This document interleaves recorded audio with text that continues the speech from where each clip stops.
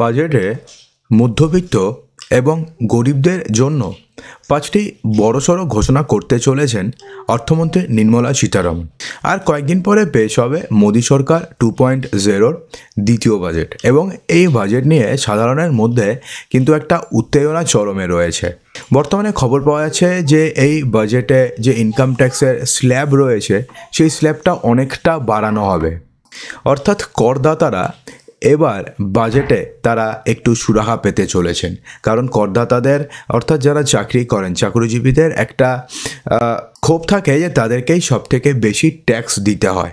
তো এমনটা যাতে না হয় সেই কারণেই কিন্তু এবার ট্যাক্স স্ল্যাবটাকে বাড়ানো হতে পারে। এছাড়াও কিন্তু আরও বেশ কিছু ঘোষণা হতে পারে এবারের বাজেটে। তো কী কী ঘোষণা হতে পারে, কী কী বিরাট সুখবর দিতে চলেছেন মোদি, তো চলুন এক এক করে জেনে নিই। প্রথম যে সুখবরটি দিতে চলেছেন সেটা হচ্ছে ইনকাম ট্যাক্সের হার কমানো হতে পারে, অর্থাৎ ইনকাম ট্যাক্সের যে স্ল্যাব রয়েছে সেই স্ল্যাবটাকে বাড়ানো হবে। সরকার বার্ষিক 15 থেকে 20 লক্ষ টাকা পর্যন্ত ইনকাম সিলিংয়ের জন্য ট্যাক্স কমাতে পারে। বর্তমানে ইনকাম ট্যাক্সের পুরানো পদ্ধতিতে বার্ষিক 10 লক্ষ টাকার বেশি আয়ের উপরে সর্বোচ্চ 30% ট্যাক্স আরোপিত হয়। নতুন পদ্ধতিতে 15% বা 15 লক্ষের বেশি যদি কারোর আয় থাকে সেক্ষেত্রে তার উপরে 30% ট্যাক্স আরোপিত হয়।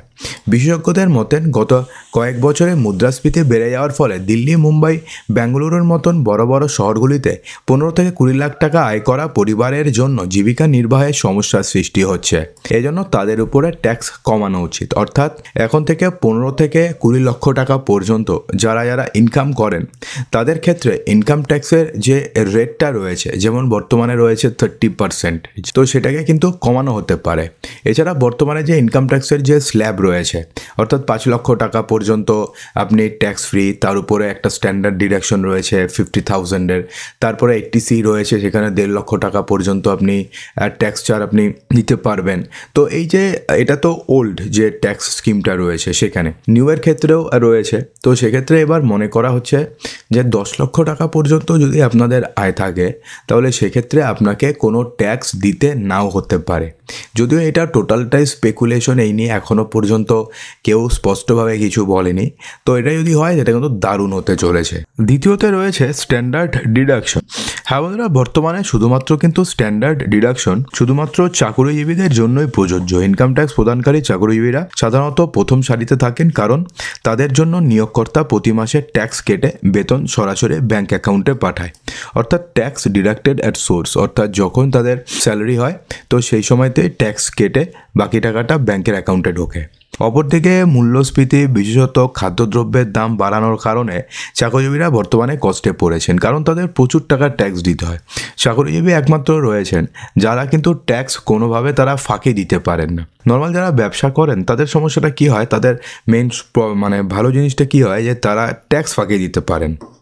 তারা সেল দেখালেন 1 কোটি টাকার, সেক্ষেত্রে তারা ইনকাম দেখাবেন মাত্র 3%, 2%, কেউ তো 1.5% ইনকাম দেখাচ্ছে। অর্থাৎ সেল টার্নওভার হচ্ছে 1 কোটি টাকা, তার মধ্যে 1.5% তাদের ইনকাম। তো এখন 1.5% ধরে তারা যত টাকা ট্যাক্স দেবে তো সেটা তারা মানে নেগলিজেবল ট্যাক্স দেয়। তো সেক্ষেত্রে যদি কোনো চাকরিজীবী হয় তাহলে তারা 1 পয়সাও তারা সেক্ষেত্রে ছাড় পান না। তো সেক্ষেত্রে চাকরিজীবীরা বর্তমানে কষ্টে রয়েছেন। তাই যদি সরকার 1 ফেব্রুয়ারি ইউনিয়ন বাজেটে স্ট্যান্ডার্ড ডিডাকশন ঘোষণা করে তাহলে চাকরিজীবীদের জন্য তা বড় ধরনের সুবিধা হবে।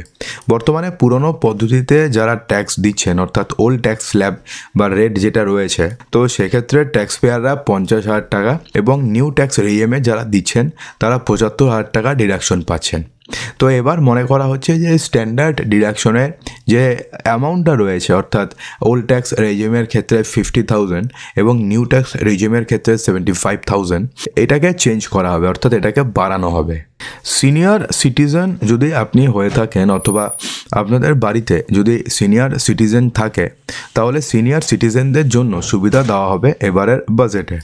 সরকার সিনিয়র সিটিজেনদের জন্য এক্সপেন্সেস লিমিট বানানো উচিত। বর্তমানে ইনকাম ট্যাক্সের পুরানো পদ্ধতিতে 2.5 লক্ষ টাকার বেশি বার্ষিক আয়ের উপরে ট্যাক্স আরোপিত হয়।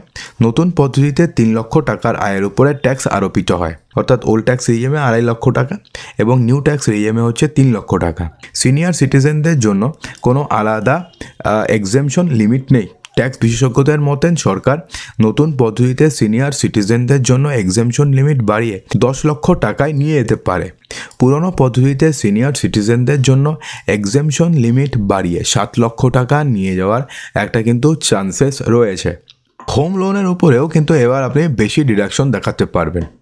বর্তমানে কী হচ্ছে, হোম লোনের ইন্টারেস্ট এবং প্রিন্সিপাল উভয়ের উপরে ডিডাকশন পাওয়া যায়, তবে এটি শুধুমাত্র ইনকাম ট্যাক্সের পুরানো পদ্ধতিতে যারা পেমেন্ট করছেন, অর্থাৎ ওল্ড ট্যাক্স রিএমে যারা রয়েছেন তারাই শুধুমাত্র এই সুবিধাটি পাচ্ছেন।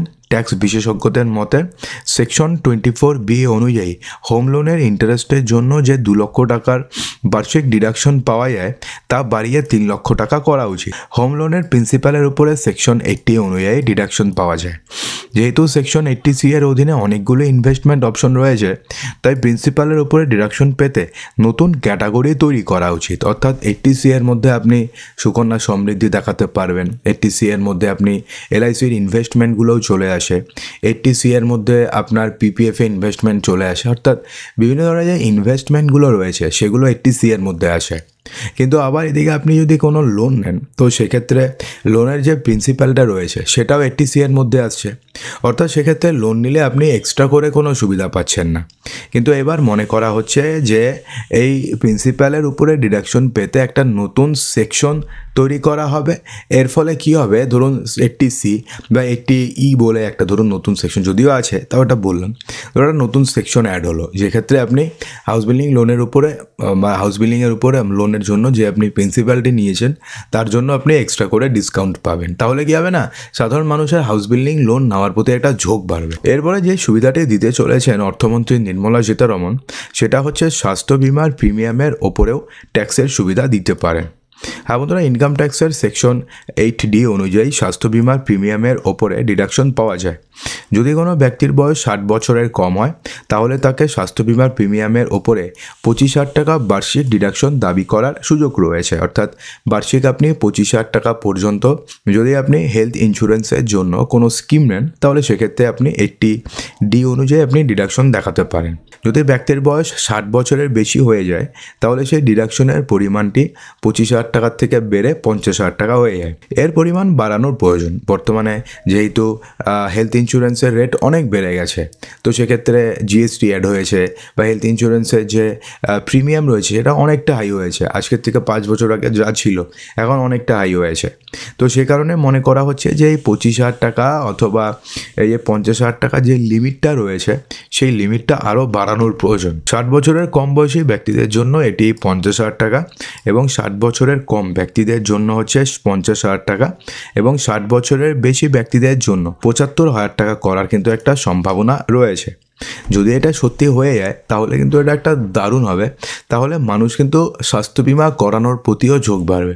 এর ফলে কী হবে না, ইন্স্যুরেন্স সেক্টরও গ্রোথ হবে এবং সাধারণ মানুষও স্বাস্থ্য নিয়ে এরা সচেতন থাকবে বা স্বাস্থ্যটাকে তারা এই ব্যাপারে তারা অনেক কিছু ভাববে বা নতুন করে ইনভেস্ট করবে। কারণ স্বাস্থ্য বিমার তো বর্তমানে প্রয়োজন, কারণ একটা হসপিটালে ভর্তি হলে যত টাকা লেগে যায় তো সেক্ষেত্রে তো প্রতিটি মানুষেরই স্বাস্থ্য বিমা করা উচিত। তো সেক্ষেত্রে যদি স্বাস্থ্য বিমার ওপরে যদি ট্যাক্সের যে ডিডাকশনটা যদি বাড়িয়ে দেয় তাহলে সেক্ষেত্রে মানুষ স্বাস্থ্য বিমা করানোর প্রতিও ঝোঁক বাড়বে। সেক্ষেত্রে দুজনেরই লাভ হবে, উইন উইন সিচুয়েশন হবে, কারণ যিনি করছেন তারও লাভ হবে এবং ইন্স্যুরেন্স সেক্টরটাই গ্রোথ হবে। তো বন্ধুরা, এই 5টি যে নতুন বা দারুণ সুখবর দিতে চলেছেন মোদী সরকারের মধ্যে কোনটি আপনাদের সবথেকে বেশি ভালো লাগলো এবং কোনটি একদম বেকার মনে হলো অবশ্যই কমেন্ট বক্সে জানাতে একদমই ভুলবেন না। আর যদি ভিডিওটি ভালো লাগে তো ভিডিওটিকে লাইক করবেন, ভিডিওটিকে বন্ধুদের মাঝে প্রচুর শেয়ার করবেন এবং চ্যানেলটিকে সাবস্ক্রাইব অবশ্যই করবেন। তো দেখা হচ্ছে আমাদের আগামী ভিডিওতে আরও কিছু ইম্পর্টেন্ট নিউজ নিয়ে। ততক্ষণের জন্যে ভালো থাকবেন, সুস্থ থাকবেন।